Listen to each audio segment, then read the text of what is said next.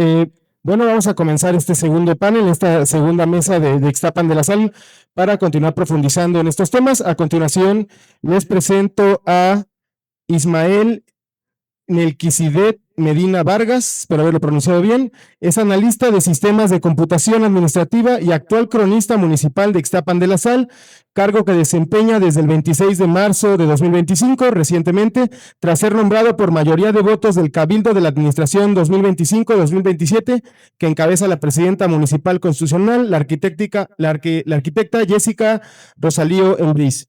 Su labor se ha distinguido por la integración de herramientas tecnológicas, documentación histórica y producción visual para la preservación y difusión del patrimonio cultural de Ixtapan de la Sal.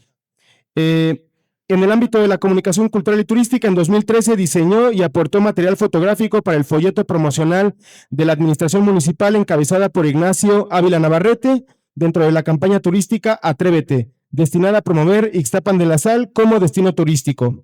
A lo largo de su trayectoria ha impulsado proyectos de investigación histórica, documentación fotográfica, rescate de tradiciones, registro del patrimonio material e inmaterial y difusión cultural, destacando iniciativas relacionadas con la memoria comunitaria, las festividades tradicionales, la historia local y las expresiones culturales de Ixtapan de la Sal. Sin mayor preámbulo, los dejo con Ismael. Adelante. Muchas gracias. Gracias por estar aquí aguantando el calorcito. Pues bueno, vamos a iniciar sin más. A mí me tocó el tema de los apaches. Cuando vi el cartel que hablaba sobre la danza de los apaches, no hay ningún problema, porque una cosa lleva con otra, aunque sí se necesitaría dividir ambas situaciones. El tiempo es breve y preparé aquí un material interactivo, didáctico, para que ustedes puedan ir observando. Bien nutrido, y lo preparé especialmente para ustedes que asistieron. Muy buenas tardes. Hablar de los apaches de Ixtapan de la Sal no es hablar únicamente de una danza, es hablar de memoria, de identidad y de un pueblo que decidió no olvidar. Hoy nos reunimos en un momento importante rumbo a la consolidación pública de esta tradición con el próximo monumento a los apaches, una expresión que reconoce más de 100 años de historia viva. La pregunta que propongo al inicio es muy sencilla. ¿Qué vemos cuando vemos a los apaches? ¿Una danza o una historia?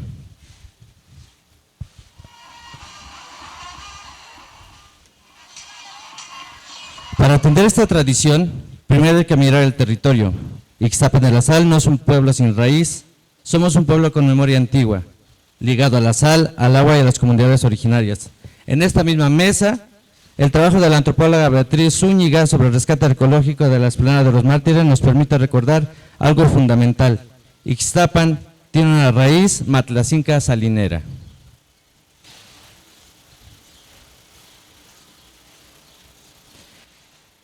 Es decir, antes de que existiera el municipio moderno, antes del turismo, antes de la postal bonita, ya había aquí una relación profunda con el territorio, con la sal, con el intercambio y con la vida comunitaria. Ese antecedente no se menciona como adorno, se menciona, no flotan en el aire, nacen en un territorio y en una memoria colectiva.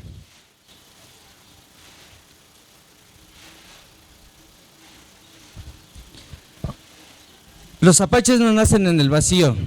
Antes de ellos, Ixtapan ya vivía sus fiestas patrias con representaciones populares.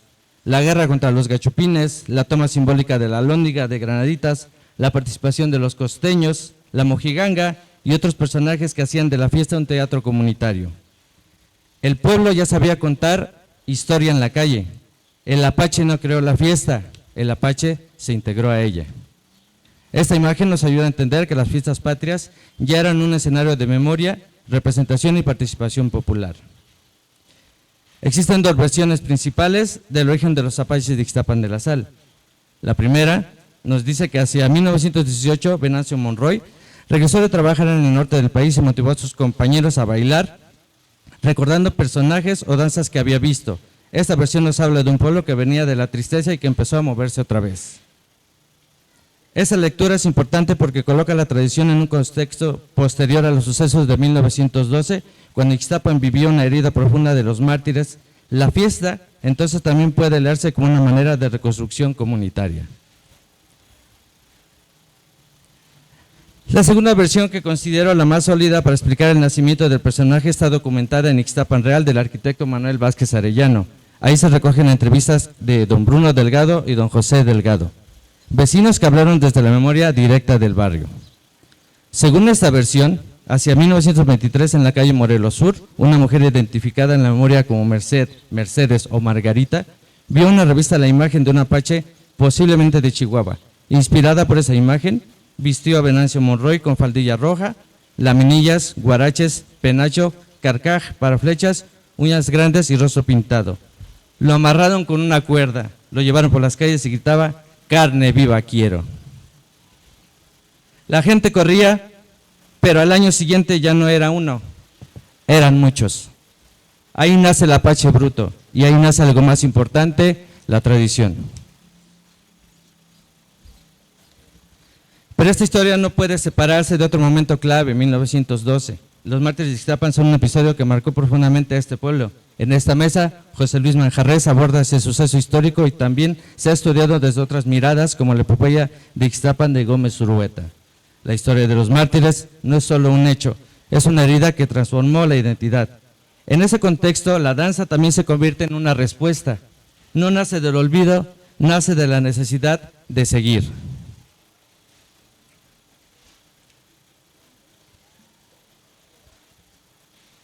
La vestimenta del apache también cuenta una historia. En las imágenes más antiguas encontramos elementos como el taparrabo, el arco, lanza o penacho. Después se consolida una imagen más reconocible: playera roja, faldón rojo con alfilerillos o laminillas de hojalata, guaraches, calcetas rojas, penacho, machete y escudo.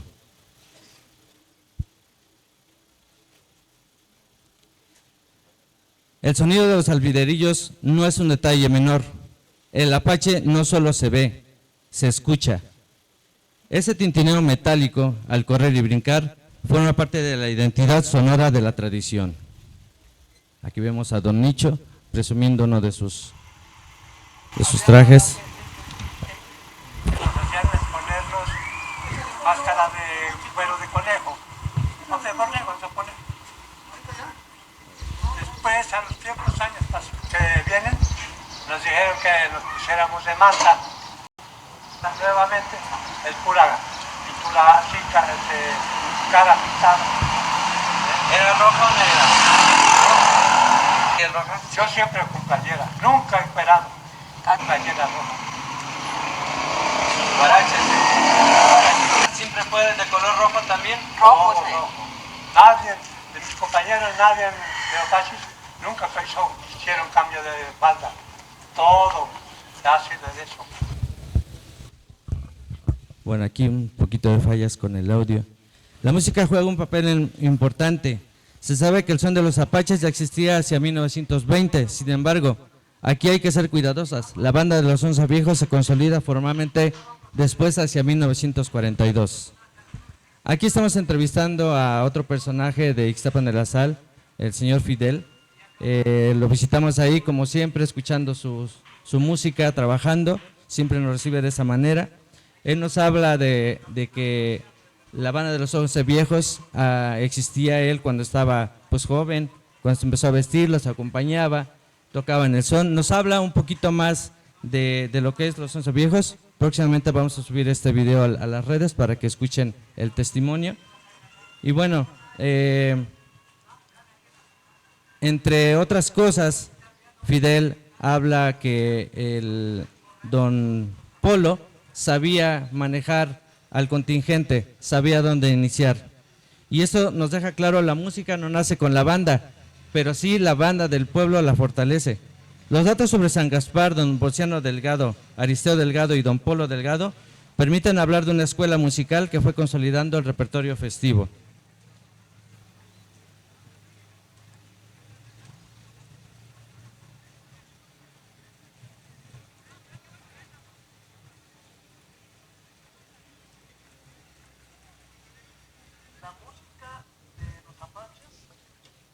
Este documental está muy bueno porque habla sobre el pitorreal, que es un son que es reconocido. Aquí lo voy a ir leyendo, dice, fue compuesto del imperio de Maximiliano, en alusión a él, al pájaro carpintero, el de color verde. Y la letra no se puede… Bueno, aquí habla de un refrán, habla de la sátira mexicana que siempre ha existido en lo que es México, y es por el que se basan también muchas de las frases y versos de aquí de Ixtapan de la Sal. Es importante ver, él es el cronista de Tejupilco, tienen un buen repertorio, tienen un buen estudio sobre los apaches. De hecho, me basé en ellos para el pitorreal. Ojalá ahorita se pueda, podamos poner el micrófono para que lo escuchen, porque es la base del son de los apaches. Allá no lo conocen en lo que es toda Tierra Caliente, Michoacán, Guerrero, no lo conocen como el son de los apaches.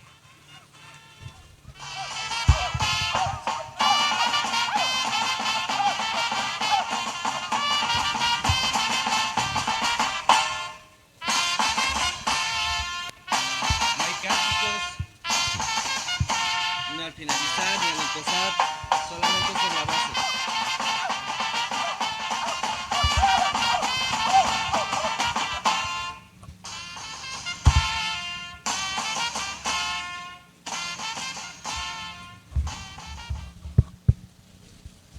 Y bueno, esto nos permite entender que el son de los apaches no surge aislado, sino dentro de un mundo musical donde el pueblo ya contaba historia, burla, resistencia y memoria. Como decía la anécdota de los músicos, no tocamos por nota, tocamos por copa, que así decían los 11 viejos. Y esa frase entre humor y oficio también habla de una forma popular de aprender, tocar y transmitir. Y esto no es solo historia, es algo que todavía se siente. Un danzante de Tecomitlán lo expresa así: desde hace más de 100 años se baila el apache aquí. Para vestirse se utilizan el penacho, el vestuario, las calcetas, los guaraches y sobre todo el sonido ese que hace el apache, se escuche, que truene, que se sienta. Cuando escuchamos el son del apache se enchina el cuero, es algo más profundo, más ancestral.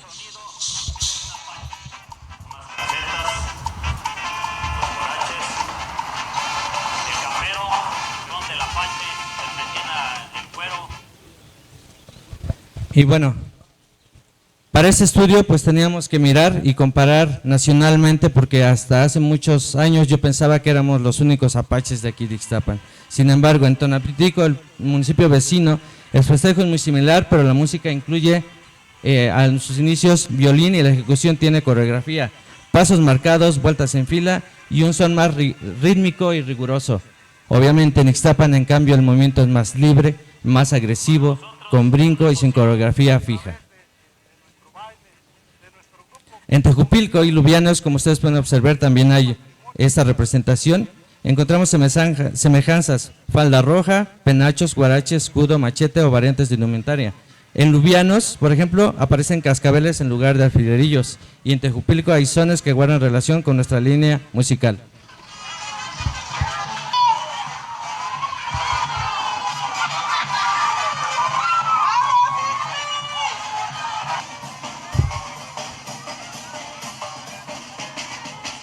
Observen que va una mujer al frente, la conocen como América, en lo que es Azoyú y Markelia, y pues en otros aparecen con pues el rostro pintado de negro, totalmente pintados de negro.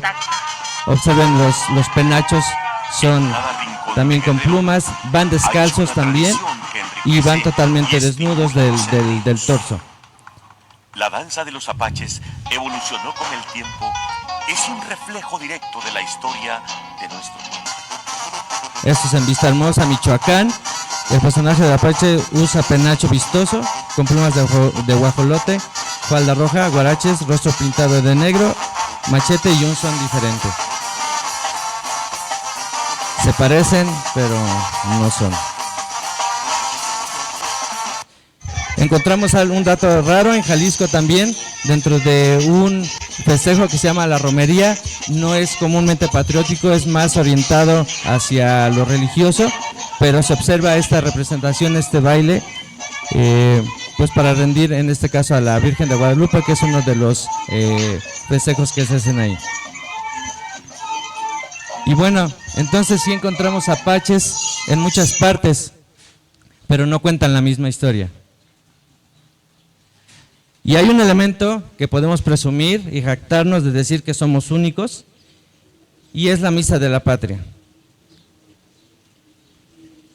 En Ixtapan, los contingentes entran al templo y dentro del espacio religioso se canta el himno nacional. Es algo sin igual.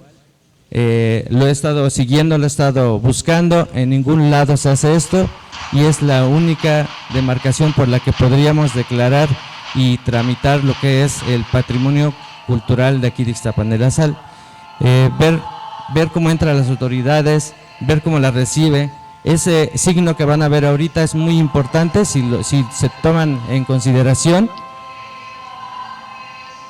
Benito Juárez no estaría muy de acuerdo con esto, ¿verdad? Ahí está el signo.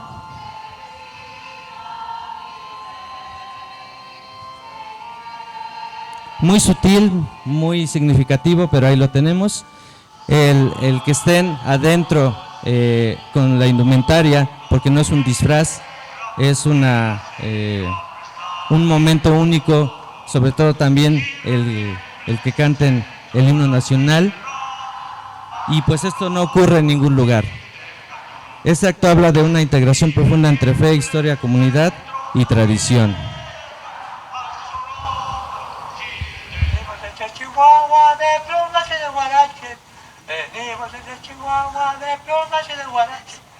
Venimos a visitar a la reina de los apaches. Desde el alto cielo la ve de brillar. Desde el alto cielo la ve de brillar. La guadalupana nos ha de acompañar. La guadalupana nos ha de acompañar. Y aquí vale la pena decirlo con respeto, pero con claridad. Existen esfuerzos por reconocer el son y la danza de los apaches como parte fundamental del patrimonio cultural de Ixtapan de la Sal. Más allá de los debates, del estar compitiendo, lo que sí podemos afirmar es esto. En Ixtapan los apaches tienen continuidad, tienen identidad y tienen arraigo, y eso es patrimonio cultural. Los apaches de Ixtapan de la Sal no son solo una danza, son memoria que camina, son historia que suena, son la forma en que un pueblo decidió seguir de pie. El apache no solo danza, recuerda. Muchas gracias. Muchas gracias a Ismael, que fiel a su semblanza nos mostró este nutrido material audiovisual que creo que resultó bastante didáctico, muy compacto. Muchísimas gracias. Faltan pocos minutos para este cierre. Para el final tenemos lo mejor. Todos han estado dando, creo que temas que van interconectados y es lindo ver cómo se conecta la historia y uno se va enriqueciendo de la historia de este pueblo. Y entonces, sin mayor preámbulo, ahora voy a dar la presentación de Ricardo Cuauhtémoc Gómez Zunieta. Él tiene una amplia trayectoria que me permití resumir. Es originario de Ixtapan de la Sal. Construyó una destacada trayectoria en los ámbitos archivístico, periodístico y cultural. Formado en el Estado de México y becario de la OEA en el curso interamericano de formación de archivistas celebrado en Argentina en el 76. Ocupó cargos relevantes en el Archivo General del Estado de México, entre otros.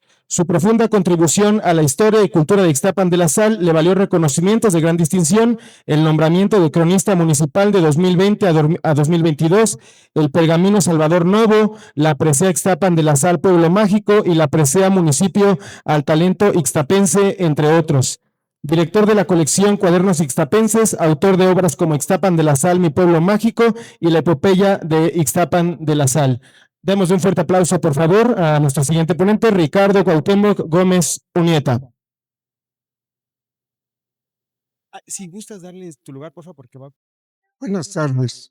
Por respeto a nuestro público que está ya un poco cansado, a estos brillantes participantes en este evento, voy a reducir mi participación a lo más breve que sea posible, porque realmente me sorprende que en este evento tan importante para la historia de nuestro municipio tengamos tan poca participación. Realmente me da pena como ixtapense, lo digo, que se desperdicie la presencia de la maestra Beatriz,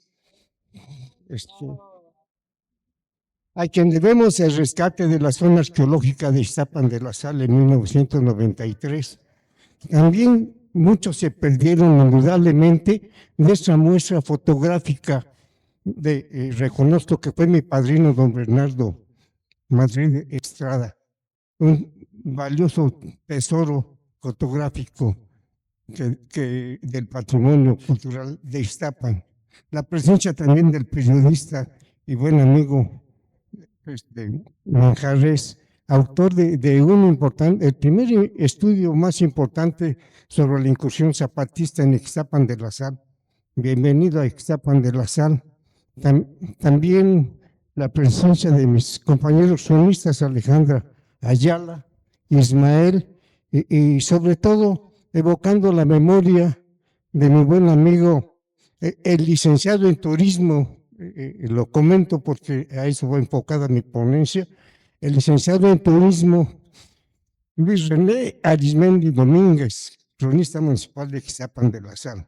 Entonces procedo, sin más preámbulo, con... sí. Mi tema es 8 décadas de turismo en Iztapan de la Sal. Este comentario se origina porque justamente hace 81 años se emitió un decreto declarando a Iztapan de la Sal zona turística. A partir de ese decreto, pues que tuvo ciertos tintes políticos y económicos que pues no podemos comentar por brevedad del tiempo, pero produjo para Iztapan de la Sal un cambio fundamental. Y voy a comentarles sobre todo que esto vino a apoyar el desarrollo turístico que se generó a partir de 1870 aproximadamente, cuando el presbítero Juan Nepomuceno, recuérdame, Juan, este presbítero propuso en 1869 que se cobraran se arreglaran los estanques del baño de San Gaspar, que eran unas simples pozas, se arreglaran y se cobrara 3 centavos a cada bañista para recabar fondos, para regalar juguetes a los niños de Ixtapan en el Día de Reyes de 1870, según mencionó el doctor Arturo Flores Mercado, primer cronista oficial municipal. Más tarde, hacia 1875, el ayuntamiento concedió el uso de los manantiales de San Gaspar a un empresario italiano, José Nosari. Con esto, José Nosari. José Nosari se debe considerar como el primer empresario ixtapense. Y todo eso se desencadenó por varias excursiones o investigaciones de científicos, tanto nacionales como extranjeros, que llegaron a Ixtapan desde 1889, principalmente el doctor Manuel María Villada, catedrático del Instituto Científico y Literario de Toluca. Más tarde fueron llegando otros investigadores y ya en este siglo, sí se ve la imagen, más tarde en este siglo, en Semana Santa de 1931, llegaron a Ixtapan 4 personas, 2 de ellas las más importantes para el estudio de Ixtapan. Ellos eran el noruego Ola Apenes y la danesa Bodil Christensen. Ellos llegaron en Semana Santa de 1931 y se hospedaron en la primera posada que después se transformó en hotel y que era propiedad de doña Amada Arizmendi. Ella posteriormente construyó el Hotel Guadalupe, que es el que vemos aquí. Ola Penes mandó a su madre en Noruega una carta muy interesante que dice: aquí entramos a la posada del pueblo. El Hotel Guadalupe era la casa antigua más acogedora que te puedas imaginar, con un aireado corredor de un patio con las más delicadas floras semitropical. Lo dirigía una anciana. Ella y todos sus subordinados no sabían el bien que suponía debieron hacernos.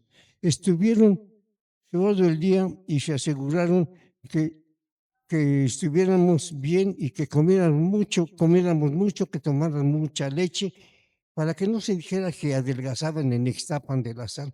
Eso fue en Semana Santa de 1931. Esta, ¿verdad?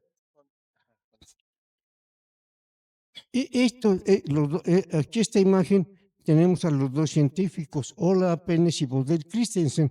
Ustedes pueden ver a un lado de Bodil Christensen la capillita del balneario de la Cruz. En 1931 ya estaba ahí un manantial. Abajo ellos mismos en la Laguna Verde. En ese mismo año, pero en julio, llegaron a Ixtapan de la Sal 7 científicos del Instituto de Biología de la UNAM, dirigidos por el biólogo Isaac Ochoterena. Ellos hicieron una azarosa travesía desde Toluca, pasaron a Tenancingo, llegaron a Villaguerrero y de ahí tuvieron que viajar a caballo. Eran 5 hombres con el director y dos mujeres. Y también llegaron a la posada de doña Amadita y visitaron Los Naranjos, visitaron San Miguel, visitaron también el Salitre, estuvieron también acá en el Borbollón, que estaba aquí en la esquina de la calle de Dalias e Industria, y estuvieron también en el antiguo balneario. Ese balneario ya había sido concesionado a un político muy poderoso, que era el ingeniero José J. Reynoso, un personaje muy influyente en la política, que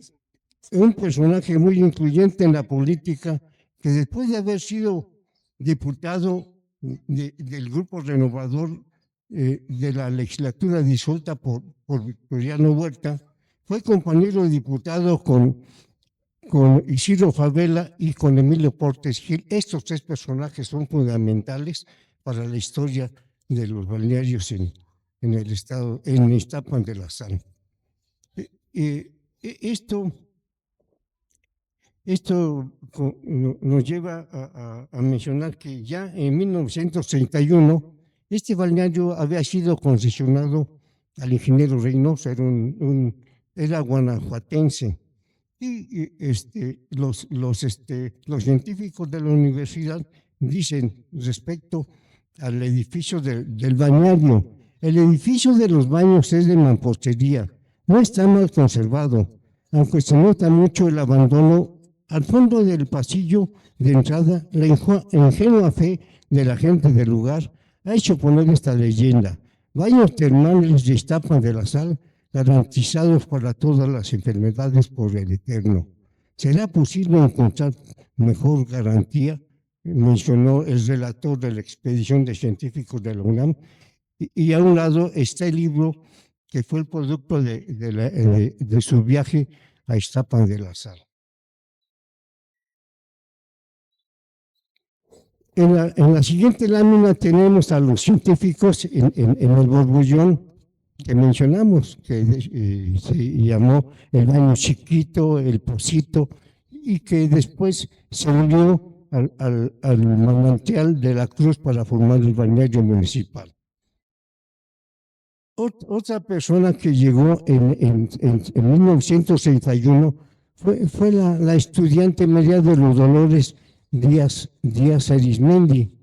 Ella era hija de un político oriundo de Pilcaya, un diputado muy renombrado, y su esposa, la señora madre de la química María de los Dolores Díaz, era de Ixtapan de la Sal. Entonces, de esta familia llegó el primer médico a realizar su servicio social en Ixtapan de la Sal, el doctor Efraín Díaz Arizmendi, un renombrado médico que fundó la clínica del ICEMIM en la ciudad de Toluca y estuvo muy renombrado en el Estado de México. Esta química estudió, analizó las fuentes del barrio de San Gaspar, los 3 Borbollones, y su estudio sirvió de base para muchos estudios más. Lamentablemente este libro se conserva en la biblioteca de la UNAM.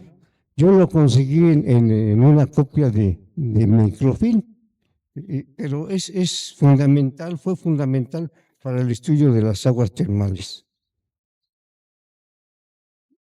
También otro estudioso muy importante fue el doctor Raúl Jiménez Chávez, que en 1933 analizó los casos de 15 pacientes que por prescripción médica o por recomendación tomaron baños en los manantiales de San Gaspar.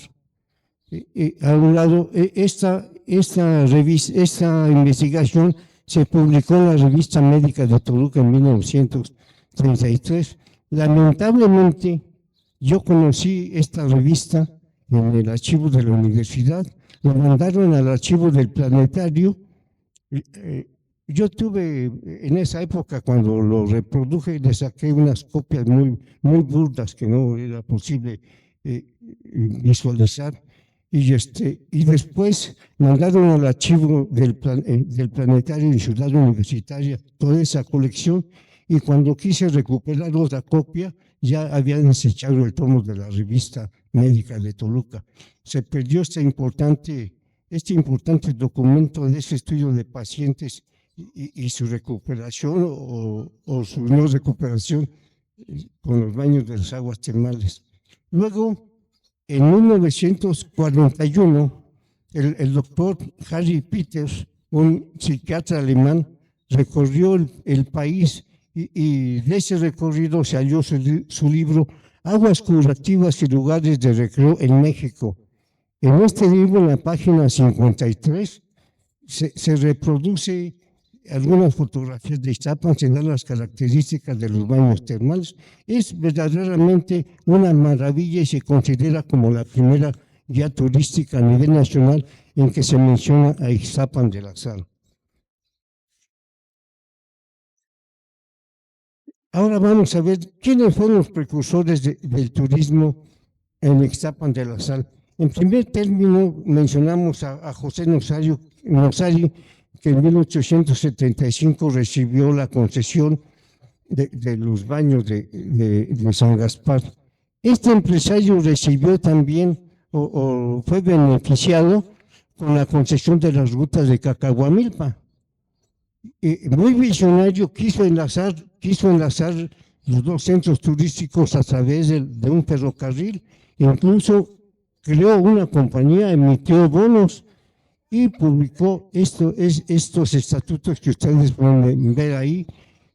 Lamentablemente el proyecto, a pesar de que incluso exhibió su proyecto en la Feria Internacional de 1900, su proyecto no tuvo éxito y la concesión pasó al empresario suizo y cervecero Santiago Graf.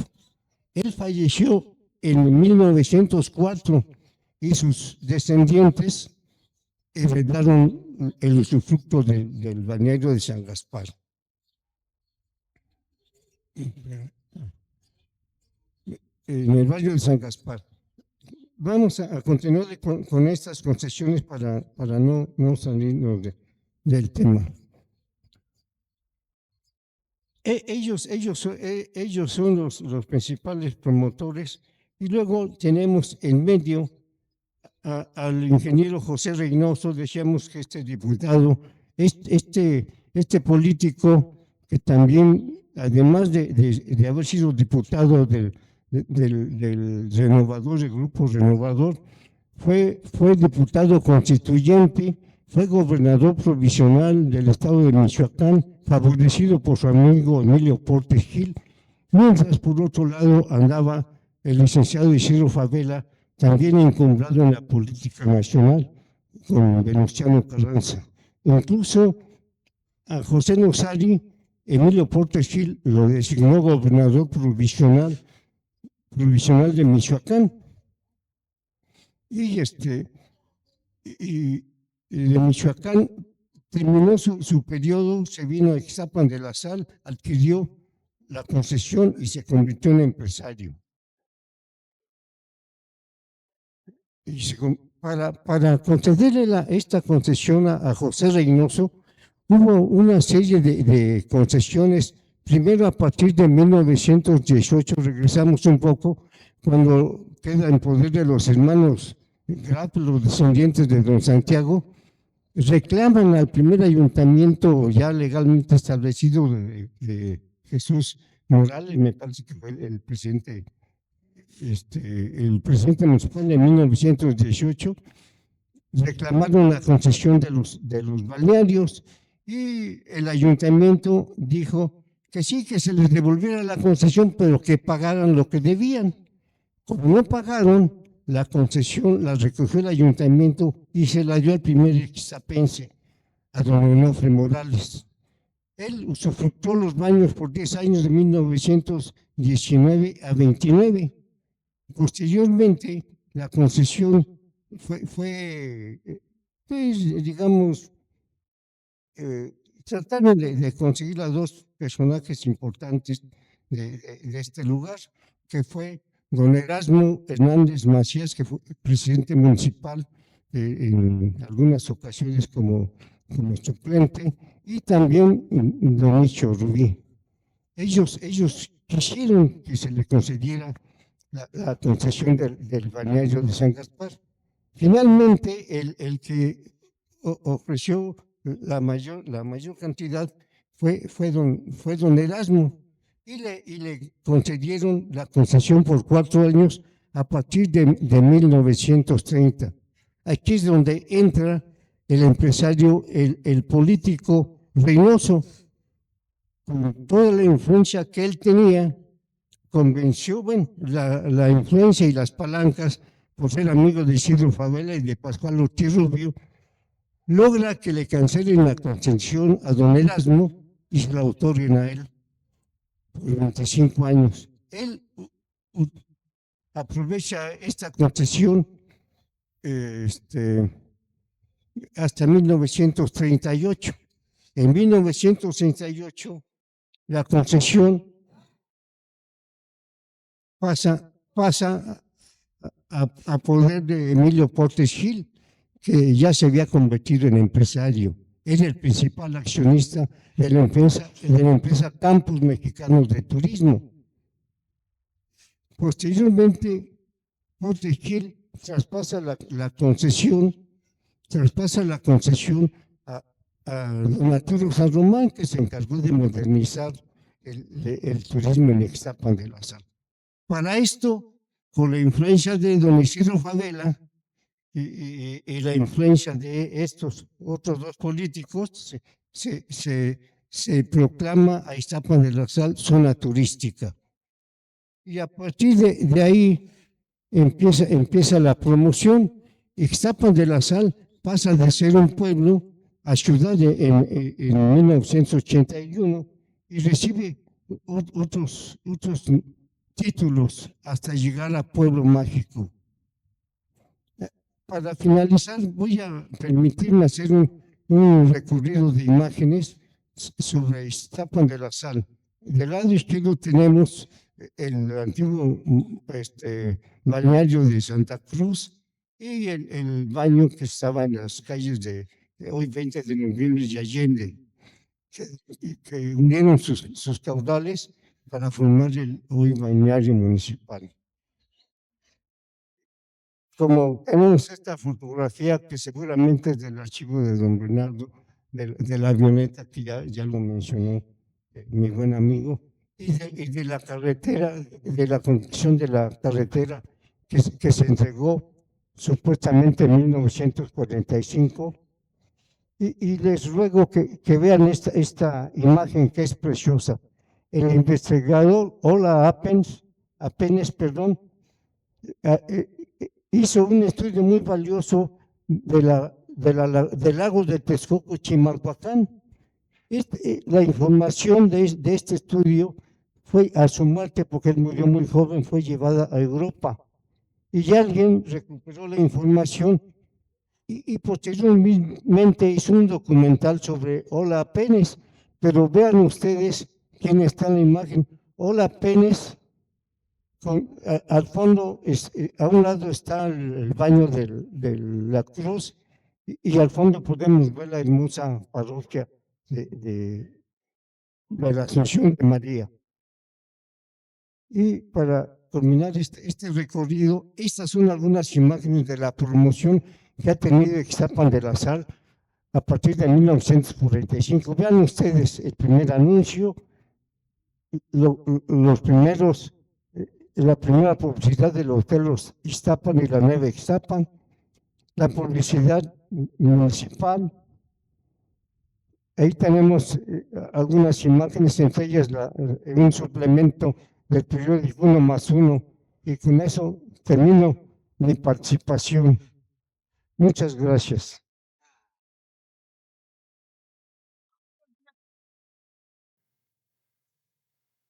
Muchísimas gracias a Ricardo Gómez con esta exposición muy interesante de la evolución del turismo en Ixtapan de la Sal. Y por último, pero no por eso menos importante, tenemos a Lázaro Frutis, lo presento. Es arquitecto, especialista en restauración de monumentos históricos por la UNAM, en donde se graduó con mención honorífica. Ha sido responsable de la restauración del Teatro Santos de Gollado de Guadalajara, las capillas, pozas de San Andrés, Calpan, Puebla, Benemérita y Centenaria Escuela Normal para Profesores en Toluca, Museo Centro Comunitario Casa de Morelos en Ecatepec, antiguo Palacio Municipal de Valle de Bravo, antigua Dirección de Bolén, Baja California, y actualmente es el responsable de la restauración de la fachada principal de la Parroquia de la Asunción de María en Ixtapan de la Sal, de lo cual nos va a hablar hoy. Muchísimas gracias. Bueno, pues muchas gracias a todos por estar aquí. La conferencia del día de hoy se titula Restauración de la fachada principal de la Parroquia de la Asunción de María en Ixtapan de la Sal. Adelante, por favor. Sí, el arquitecto Vicente Mendiola, en el libro de arquitectura siglo XVI, XVII, XVIII, XIX en el Estado de México, ensalza la portada de la fachada principal de la Parroquia de la Asunción de María. ¿Por qué motivos los destaca? Bueno, él va a destacar primero que nada el arte tequitqui que presenta este monumento único en el sur del estado, caracterizado por las siguientes lecturas que vamos a hacer.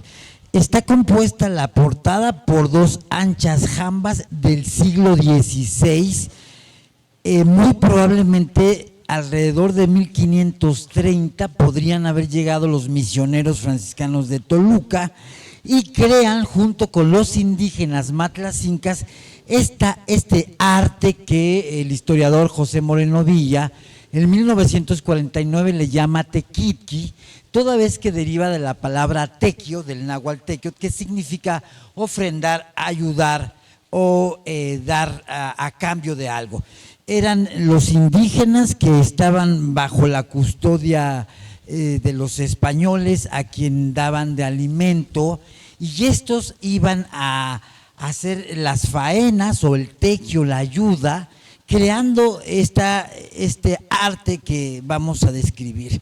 Tenemos una composición de elementos del estilo mudéjar, que estos son de estilo árabe, como este alfiz, y hay que recordar que todas las palabras que vienen con A, la mayoría, sobre todo en los elementos arquitectónicos, son de origen mudéjar, como la palabra almena, que es una de las características más importantes de la monumentabilidad de la parroquia.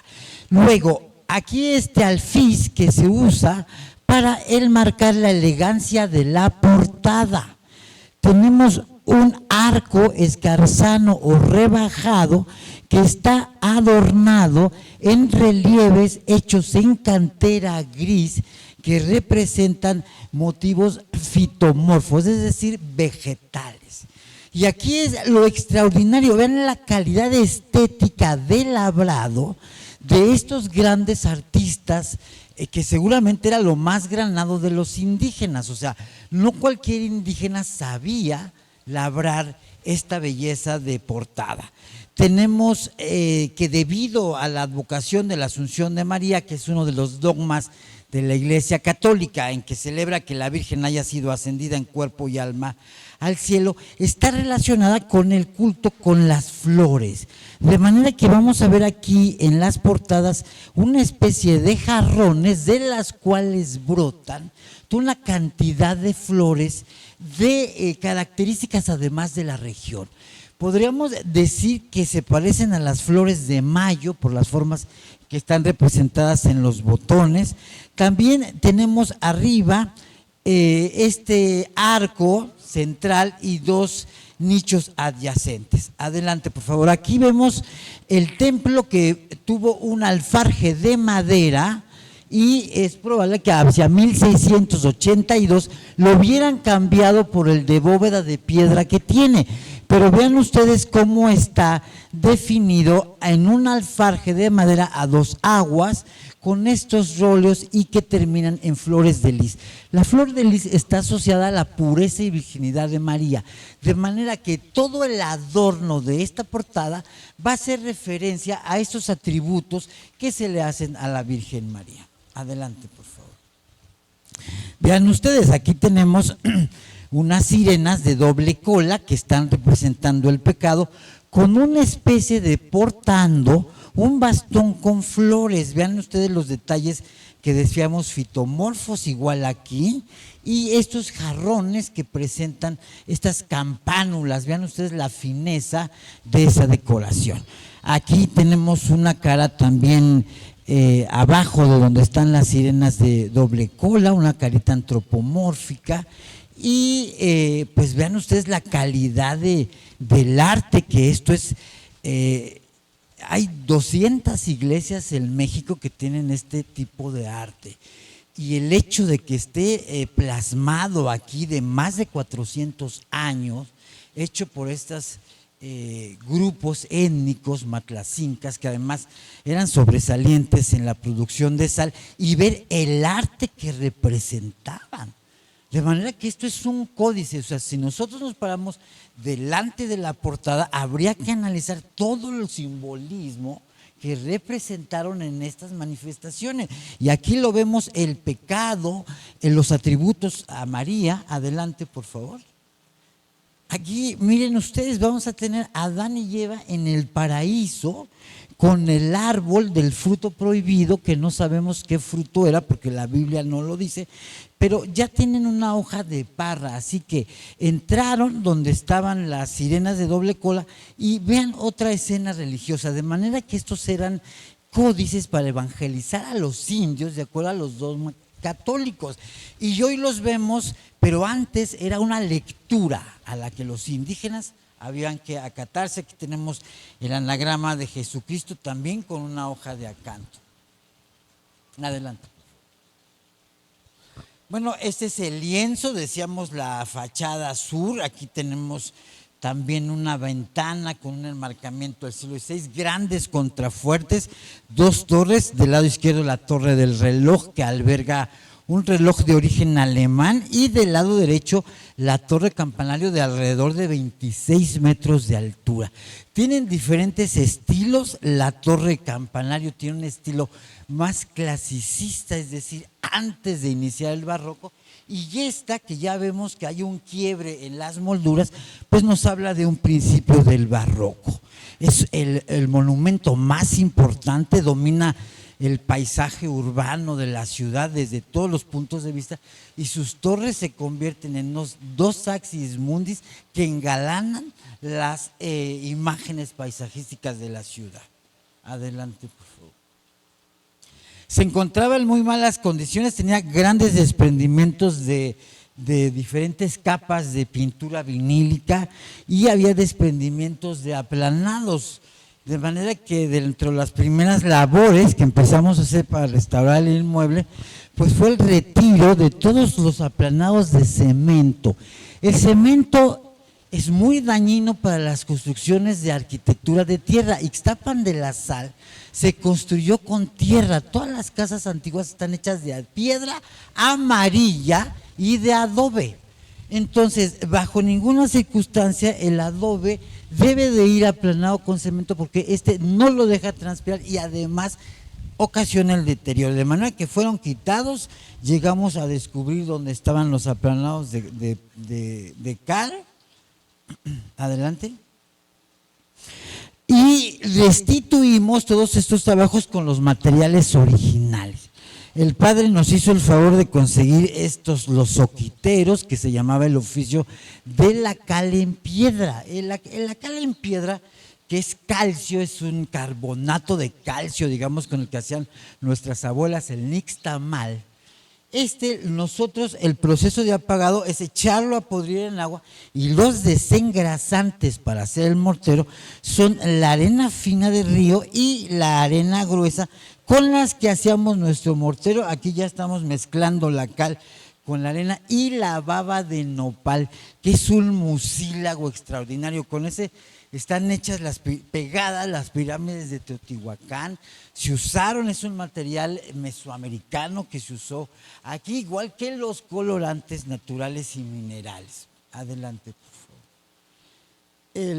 La iglesia, desde luego que está asentada en un asentamiento mesoamericano, con probablemente haya sido un sitio sagrado a donde podría haber estado la Acrópolis con las plazas principales, porque sustituyó el templo católico, este lugar de adoratorio tan importante. Y esto lo vemos reflejado con la fiesta del Señor del Perdón, que es un centro de atracción para una diversidad cultural y gran estructura social que se sucede alrededor de este monumento. Es impresionante ver todas las peregrinaciones, las danzas que llegan a este centro de peregrinación, que muy probablemente pudo haber sido igual en la época prehispánica. Aquí ya habíamos retirado todos los elementos que estaban con riesgo de colapso, habíamos ya reintegrado los aplanados, como se está viendo ahí, con este material que es arena de río y la baba de nopal con la cal en piedra. Los colores originales aquí están, fíjense que cuando retiramos la capa de pintura vinílica, que eran demasiadas capas, se caía porque ya no tenía adherencia, y encontramos el amarillo ocre, que es este que está aquí, y el rojo óxido. Claro que estos colores, por ser colores hechos a la cal, se degradan con el tiempo, con el sol, y los encontramos en un estado, digamos, de envejecimiento, o sea, con pátina del tiempo. Esto del rojo óxido, encontramos un rosa óxido. Vean ustedes, estos son los resquicios de las columnas de la torre campanario, y vean cómo estaba aplicado el color rosa óxido, o sea, de ese rojo se había quemado con el sol, y encontramos que es mucho más bajo, pero que viene de esa cromática, y el amarillo ocre, que es el color más común que se encontró en Ixtapan de la Sal. Adelante, por favor. Y aquí está el proceso, aquí estamos ya fabricando la cal junto con la baba de nopal, los pigmentos minerales que conseguimos en Casa Serra, en esta casa de pigmentos finos. Vean ustedes el mucílago de la baba de nopal que echamos a podrir también. Nosotros creemos que un monumento, cuando se restaura con las mismas técnicas, estamos asegurando la prolongación de la vida de este tesoro, porque no sabemos si utilizamos cualquier material moderno, cómo va a reaccionar con el tiempo. Y este monumento tiene más de 400 años de existencia y a excepción de la pintura, no tiene desestabilización estructural, está muy bien conservado porque hay que ver que está sostenido por una gran terraplén con un gran muro de contención que lo sostiene de esta ladera donde está sentado Ixtapan de la Sal, que viene de norte a sur. Entonces vean ustedes cómo viene la bajada y esta gran terraza donde está desplantado el edificio. Aquí estamos creando los colores, ya le estamos echando el pigmento, se calienta porque hay que aplicarla en caliente para que amarre con el aplanado. Adelante, por favor. Y aquí están nuestras muestras de color aprobadas por el instituto.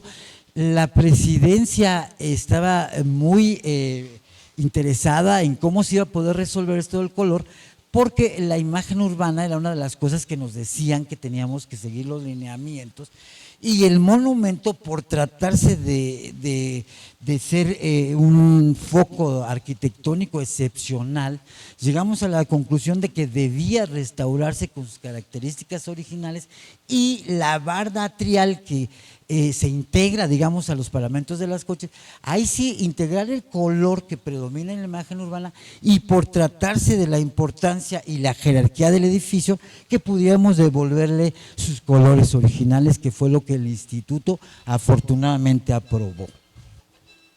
Y bueno, pues ya lo estamos viendo. Aquí ya tenemos el color, que es un blanco oxidado con un pigmento de amarillo para que no pareciera totalmente deslumbrante. Y este color, que es el rojo óxido, que degradado también forma un rosa oxidado. De manera que esta es la bicromía original del edificio que se rescató y que hoy vemos lo más posible, aunque el diseño es contemporáneo. Digamos que el arquitecto lo que aquí sí puede hacer es diseñar el color, por ejemplo, o sea, cómo va a destacar el orden arquitectónico dentro del monumento y dentro de los colores originales, y que se hayan autorizado y sustentado con las escalas estratigráficas que fueron las que se realizaron. Y pues bueno, ya estamos avanzando, estamos en la etapa final de la torre campanario, ya estamos terminando. Se hizo, aunque la torre se construyó posteriormente de la fachada y está separada de la torre en otro momento histórico, ahora pues hacen una sola figura, y desde luego que la integración del color es la misma para crear unidad. Bueno, pues muchas gracias por todo.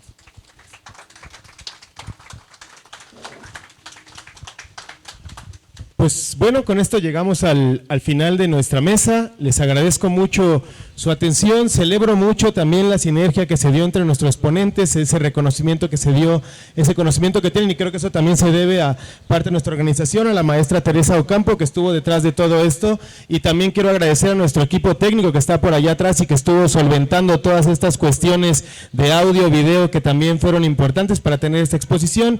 Les recuerdo que allá está nuestro stand de libros por si quieren ver alguno de los materiales, y que también en la página del colegio, y pueden checar en YouTube, se va a subir toda esta mesa para que puedan checar con atención. Ahí nos aseguramos de que tanto audio como video esté todo listo para quien quiera consultar con mayor detenimiento, y pueden encontrar también otras mesas itinerantes que hemos tenido en otros municipios para aquellos interesados en la historia, no solo de Ixtapan de la Sal, sino también del resto de los municipios del Estado de México. Y me gustaría que nos diéramos un aplauso por haber aguantado hasta el final. Muchas gracias.